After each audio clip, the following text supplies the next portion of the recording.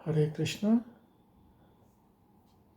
आज की नित्यम भागवत सेवया की क्लास में आप सबका हार्दिक स्वागत है। आज हम पढ़ेंगे भगवद गीता अध्याय 2 श्लोक संख्या 20। न जायते म्रियते वा कदाचित् न्यायं भूत्वा भविता वा न भूयः अजो नित्यः शाश्वतोऽयं पुराणो न हन्यते हन्यमाने शरीरे। अनुवाद: आत्मा के लिए किसी भी काल में न तो जन्म न मृत्यु, वह न तो कभी जन्मता है न जन्म लेता है और न जन्म लेगा। वह अजन्मा है, नित्य है, शाश्वत तथा पुरातन है। शरीर के मारे जाने पर वो मारा नहीं जाता। न जायते म्रियते वा कदाचित।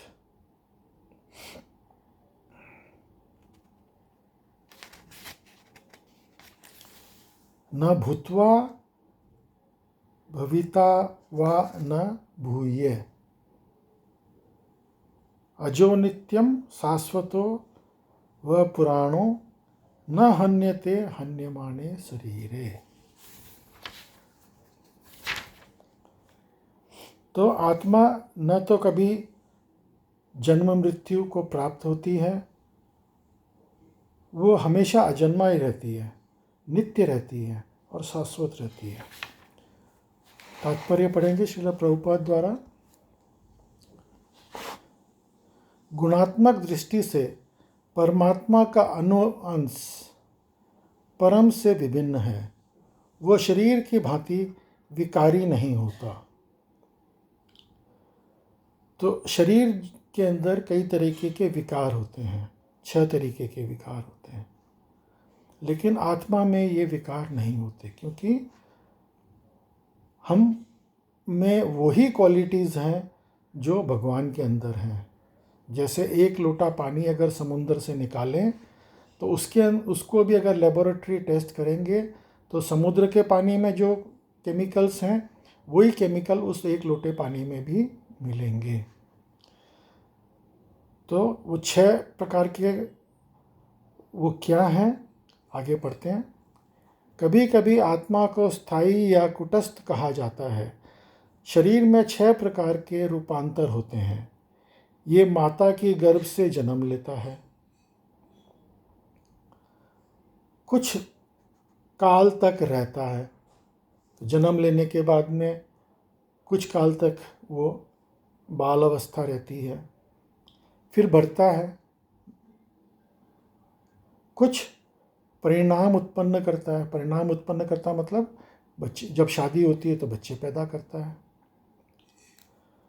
धीरे धीरे क्षीण होता है, बुढ़ापा आता है और अंत में समाप्त हो जाता है, मृत्यु को प्राप्त होता है। किंतु आत्मा में ऐसा परिवर्तन नहीं होता। आत्मा अजन्मा है, किंतु चूंकि वो भौतिक शरीर धारण करता है, अतः शरीर जन्म लेता है। तो क्योंकि वो इस शरीर में है तो हमको ऐसा प्रतीत होता है कि आत्मा ने जन्म लिया, आत्मा की मृत्यु हुई। नहीं, शरीर का जन्म हुआ और शरीर की मृत्यु हुई। आत्मा शाश्वत है।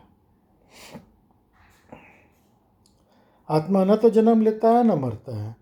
उसका जन्म होता है, उसकी मृत्यु भी होती है। और चूंकि आत्मा जन्म नहीं लेता, अतः उसका न तो भूत है न वर्तमान या भविष्य। वह नित्य, शाश्वत तथा सनातन है। तो आत्मा हमेशा सनातन रहता है, जैसे भगवान हमेशा सनातन रहते हैं। न वो जन्म लेते हैं न मरते हैं, वो प्रकट होते हैं और अंतर्ध्यान होते हैं। अर्थात उसके जन्म लेने में कोई इतिहास नहीं है। जब शरीर के प्रभाव में आकार आत्मा का जन्म मरण आदि का इतिहास खोजते हैं, आत्मा शरीर की तरह कभी भी वृद्ध नहीं होती। अतः तथाकथित वृद्ध पुरुष भी अपने को बाल्यकाल या युवा अवस्था की अनुभूति पाता है। तो अब किसी वृद्ध आदमी से ये अगर हम बात करें तो उसका भी बचपन की तरह हर तरीके की मन चलता है, लेकिन अब शरीर उसका साथ नहीं दे रहा है। तो शरीर साथ नहीं दे रहा है तो वो संतोष करके बैठा है।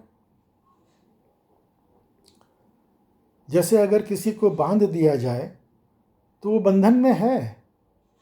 तो हम जो है इस आत्मा, ये जो आत्मा जो है वो इस शरीर के बंधन में है। शरीर जब बुढ़ापे को प्राप्त होती है, बीमारी को प्राप्त होती है, तो हम बंधन में हो जाते हैं। लेकिन ऐसा नहीं है कि हमारी इच्छाएं नहीं होती, क्योंकि इच्छा आत्मा से उत्पन्न होती है। शरीर के परिवर्तन का आत्मा पे कोई प्रभाव नहीं पड़ता। आत्मा वृद्धि या किसी अन्य भौतिक वस्तु की तरह क्षीण नहीं होता। आत्मा की कोई उपसृष्टि नहीं होती। शरीर की उपसृष्टि संतानें हैं, वो भी वेष्टि आत्माएं हैं।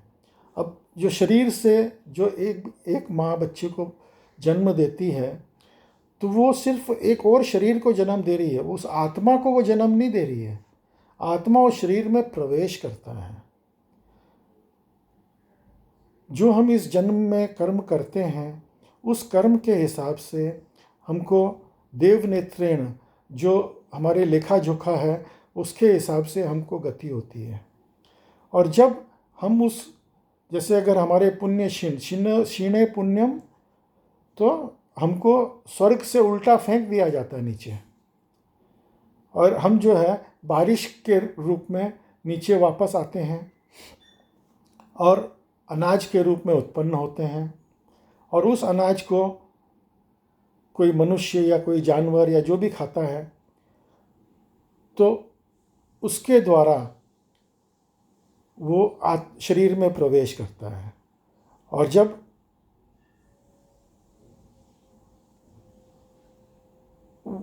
वो शरीर छोड़ता है तो वापस चला जाता है। तो जब अपने पुण्य क्षीण हो जाते हैं तो हमको जिस भी लोक में हम हैं वहाँ से नीचे फेंक दिया जाता है। इसीलिए भक्त लोग जो है वो कभी भी स्वर्ग की कामना नहीं करते।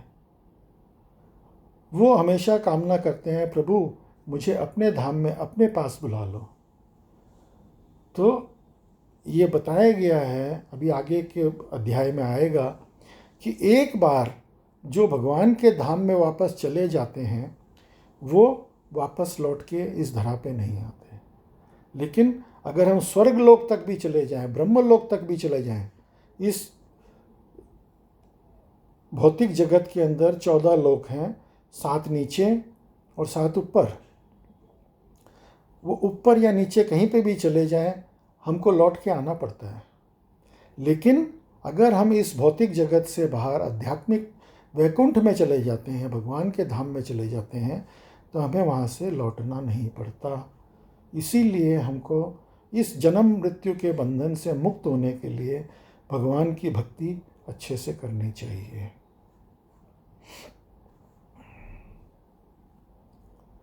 और शरीर के कारण ही वो किसी न किसी की संतान प्रतीत होते हैं। शरीर की वृद्धि आत्मा की उपस्थिति के कारण होती है, किंतु आत्मा के न तो कोई उपवृद्धि है, न ही उसमें कोई परिवर्तन होता है। अतः आत्मा शरीर के 6 प्रकार के परिवर्तन से मुक्त है। कठोपनिषद में ये श्लोक आता है, न जायते मृते वा विपाशन। इसका अर्थ है, भगवत गीता के श्लोक जैसा ही है, किंतु इस श्लोक में एक विशिष्ट शब्द विपाशित का प्रयोग हुआ है, जिसका अर्थ है विद्वान या ज्ञानमय। तो ज्ञानमय लोगों को ये ज्ञान होता है कि हम न तो मरते हैं न वापस जन्म लेते हैं। मतलब आत्मा न तो जन्म लेती है न मरती है, सिर्फ ये शरीर जन्म लेता है और ये शरीर मरता है। आत्मज्ञान से या चेतना से सदैव पूर्ण रहता है, अतः चेतना ही आत्मा का लक्षण है। यदि कोई हृदयस्थ आत्मा को नहीं खोज पाता, तभी भी वह आत्मा की उपस्थिति की चेतना को उपस्थिति से ज्ञान सकता है। कभी कभी हम बादलों या अन्य कणों में आकाश में सूर्य को नहीं देख पाते, किंतु सूर्य का प्रकाश सदैव विद्यमान रहता है। कभी कभी जैसे बादल आ जाते हैं तो हमको सूर्य दिखाई नहीं देता, लेकिन फिर भी सूर्य है और उसके प्रकाश से हमको ये पता लगता है कि अभी दिन का समय है। तो हम आत्मा को हम नहीं देख पाते, लेकिन हमारे शरीर में जो चेतना दौड़ रही है उससे हमको ये पता लगता है कि हमारे शरीर में आत्मा है। जैसे ही आत्मा शरीर को छोड़ देती है, आत्मा जो है, वो शरीर जो है वो बेजान हो जाता है, उसको कुछ भी महसूस नहीं होता। अगर हमारे शरीर को कोई चाकू से काटे तो हमको दर्द महसूस होता है, क्योंकि आत्मा है, जो हमारी चेतना है वो उस आत्मा तक उस दर्द को पहुंचाती है। लेकिन कोई मृतक शरीर को काटे तो मृतक शरीर को कुछ महसूस नहीं होता। अतः हमें विश्वास हो जाता है कि प्रकाश है तो सूर्य है। आगे पढ़ेंगे। प्रातःकाल जो ही आकाश में थोड़ा ही सूर्य प्रकाश दिखता है तो हम समझ लेते हैं कि सूर्य आकाश में है। इस प्रकार चूंकि शरीर में चाहे पशु हो या पुरुष के कुछ न कुछ चेतना रहती है, अतः हम आत्मा की उपस्थिति को जान लेते हैं। किंतु जीव की ये चेतना परमेश्वर की चेतना से भिन्न है, क्योंकि परम चेतना तो सर्वज्ञ है, भूत वर्तमान तथा भविष्य का ज्ञान से पूर्ण। अभी हमारी चेतना और भगवान की चेतना में फर्क है। अभी वो फर्क क्या है कि भगवान जो है भूत भविष्य वर्तमान सब जानते हैं। हम तो भविष्य का तो सवाल ही नहीं उठता है, वर्तमान को भी कुछ कुछ जानते हैं और भूत को भी हम धीरे धीरे भूलते जाते हैं। और भगवान सर्वव्यापी हैं, वो हर एक शरीर की सारी व्यवस्था को उनको ध्यान रहता है, क्योंकि वो हर शरीर में परमात्मा के रूप में उपलब्ध है। वेष्टि जीव की चेतना विस्मरणशील है। जब वह अपने वास्तविक स्वरूप को भूल जाता है तो उसे कृष्ण के उपदेशों से शिक्षा तथा प्रकाश और बोध प्राप्त होता है, किंतु कृष्ण विस्मयशील जीव नहीं है। यदि वह ऐसा होते तो उनके द्वारा दिए गए भगवत गीता के उपदेश व्यर्थ होते। तो अगर भगवान भी अगर हमारी तरह भूलने वाले होते तो उनके द्वारा दिए गए भगवत गीता के उपदेश भी बेकार होते। भगवान ने जो भगवत गीता का उपदेश दिया, मैंने वैसे तो बहुत पहले दिया था, जो चौथे श्लोक अध्याय में आएगा, लेकिन अभी ये जो भगवत गीता जो अर्जुन को बोल रहे हैं 5000 वर्ष पहले, वो भी 5000 वर्ष में कोई भी संशोधन उसमें हुआ नहीं है। और आज भी हमको ऐसा लगता है कि इसके अंदर जो भी लिखा हुआ है वो परम सत्य है। आत्मा के दो प्रकार हैं, एक तो अणु आत्मा और दूसरा विभु आत्मा। कठोपनिषद में इसकी पुष्टि हुई है। अब हर शरीर के अंदर दो आत्माएं रहती हैं, एक तो हमारी खुद की आत्मा वेष्टि जीव और दूसरी परमात्मा। वेष्टि जीव जो है, जो आत्मा है अणु आत्मा, वो अपना कर्म कर रही है। जैसे एक पेड़ के एक शाखा के ऊपर दो तोते बैठे हैं, एक तोता फल खा रहा है और दूसरा तोता उसको देख रहा है।